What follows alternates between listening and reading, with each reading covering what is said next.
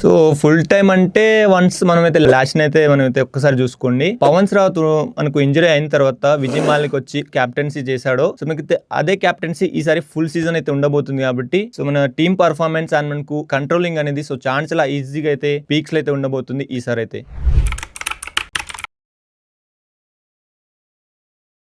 So expect చేయలేనా. So ఒక్కసారి నేనైతే అనుకుంటున్నాను కదా, మన విజయ్ మాలిక్ ని రిలీజ్ చేయడంతో ప్రతి ఒక్క తెలుగు ఫ్యాన్స్ అయితే సో మనకు అది సాడ్ గా ఫీల్ అయ్యి ఉండొచ్చు. అండ్ ఎందుకు రిలీజ్ చేశారని సో మేనేజ్మెంట్ కూడా తిట్టుకోవచ్చు, కానీ సో మనకైతే బై బ్యాక్ అయితే చేసింది కాబట్టి సో మనకైతే ఇంకా హై లెవెల్ ఎక్స్పెక్టేషన్ కి తీసుకెళ్ళింది.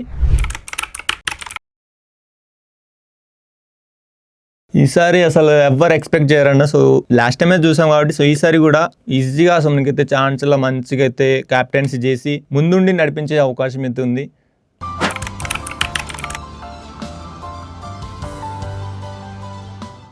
అన్న పక్కా అది. సో మనకు విజయ్ మాలిక్ కాదు, సో విజయ్ మాలిక్తో పాటు సపోర్టింగ్ రైడర్స్ కూడా తప్పకుండా చేసే అవకాశం అయితే ఉంది.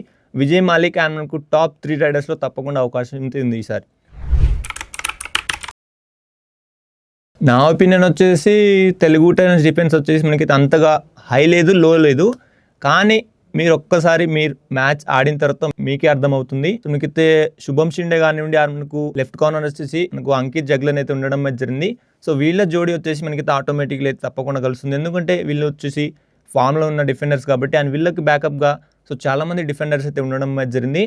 అండ్ కవర్స్లో కూడా చాలా స్ట్రాంగ్ ప్లేయర్స్ అయితే ఉండడం జరిగింది కాబట్టి తప్పకుండా ఈసారి డిఫెన్స్ అయితే నెక్స్ట్ లెవెల్ అని చెప్పుకోవచ్చు.